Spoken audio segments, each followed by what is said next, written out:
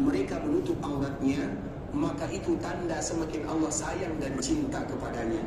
Kenapa kita menyebutkan yang demikian? Ada sebuah kisah yang Allah nukilkan kepada kita di dalam surat Al-A'raf. Nanti kalau kita ingin tahu, cari sendiri. Namun ini makna daripada cerita tersebut. Kita tahu ikhwatul Islam, Nabi Adam alaihissalam yang kita kenal dengan Abul Bashar, ayah kita yang pertama. Kita menyebutnya ayah kita yang pertama, berarti maknanya ada ayah kita yang kedua. Berarti maknanya ada ayah kita yang ketiga. Adam alaihissalam adalah ayah kita yang pertama. Kemudian dari tulang rusuknya Allah ciptakan seorang wanita yang bernama Hawa, wanita yang paling indah, wanita yang paling cantik yang diciptakan oleh Allah Subhanahu wa taala, ibunda kita semuanya, Hawa alaihissalam. Ketika mereka berada di surga, menikmati keindahan-keindahan yang ada di dalamnya.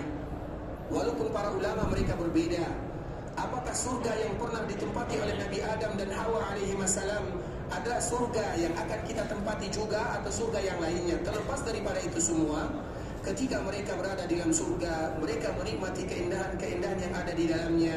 Hanya saja Allah perintahkan kepadanya, jangan mendekati sebuah pohon yang kita tidak tahu apa nama pohonnya.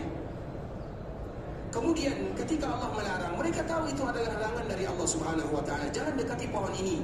Tentunya itu merupakan ujian dari Allah Subhanahu wa taala. Apa salah pohon tersebut? Tidak ada salahnya. Namun untuk menunjukkan ketaatan dan kepatuhan kita kepada Allah Azza wa Jalla, sama dengan kita ikhwatul Islam. Allah perintahkan kepada kita, jangan kalian dekati hewan ini, jangan kalian makan hewan ini, silakan kalian makan hewan yang lainnya. Itu untuk menunjukkan bagaimana ketundukan dan kepatuhan kita kepada Allah Azza wa Jalla. Begitu juga dengan ayah kita Adam alaihissalam. Nah, ketika itu Nabi Adam dan Hawa, mereka sudah tahu bahwa pohon ini adalah pohon yang dilarang untuk mendekatinya. Namun bagaimanapun ikhwatul Islam, tentunya ada musuh yang nyata yang bernama syaitan, iblis, yang kita tahu bagaimana dia menggoda ayahanda kita Adam dan Hawa alaihi wassalam. Terlepas daripada itu semua ikhwatul Islam, pada akhirnya apa kata syaitan kepada Adam dan Hawa? Ini akhir daripada rayuannya. Tahukah kalian mengapa Allah melarang kalian untuk mendekati pohon tersebut? Supaya kalian tidak menjadi malaikat, karena semua mereka yang memakan pohon ini akan menjadi malaikat. Atau supaya kalian tidak kekal berada di dalam surga, karena Allah tidak inginkan kalian kekal di dalam surga. Itulah yang disampaikan oleh syaitan atau oleh iblis kepada ayah kita dan ibu kita Adam dan Hawa alaihi wassalam, yang mana pada akhirnya Nabi Adam dan Hawa alaihi wassalam, kita tahu bagaimana mereka akhirnya juga termakan oleh tipuan dan rayuan syaitan. Kenapa mereka termakan tipuan dan rayuan syaitan tersebut ikhwatul Islam? Padahal mereka tahu itu ada pohon yang dilarang. Karena syaitan ini bersumpah, wallahi, demi Allah, sesungguhnya Allah melarang kalian untuk memakan pohon ini supaya kalian tidak jadi malaikat, atau supaya kalian tidak kekal di dalam surga. Bukan berarti Nabi Adam tidak tahu, makanya kita harus pandai-pandai di dalam menerangkan ayat ini. Bukan berarti Nabi Adam melanggar aturan Allah Subhanahu wa taala, padahal dia tahu. Namun karena syaitan bersumpah dengan menggunakan nama Allah, dan kita tahu bersumpah dengan menggunakan nama Allah adalah sesuatu yang wajib kita jujurkan walaupun dia bohong. Makanya tidak boleh bagi kita untuk mengucapkan demi Allah, tidak boleh sembarangan, karena nama Allah harus kita agungkan.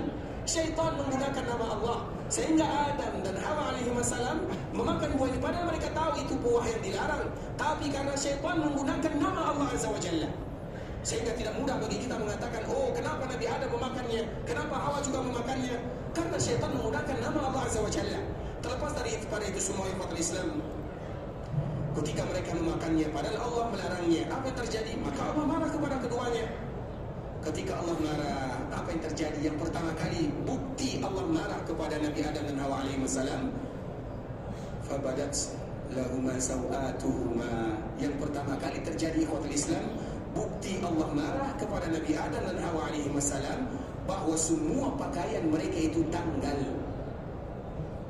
Kemudian Nabi Adam mencari dedaunan, begitu juga dengan ibunda kita Hawa mencari dedaunan untuk menutup auratnya. Sehingga dari sini para ulama mengambil kesimpulan yang sangat indah. Semakin seseorang membuka auratnya, ketahuilah berarti Allah semakin marah kepadanya.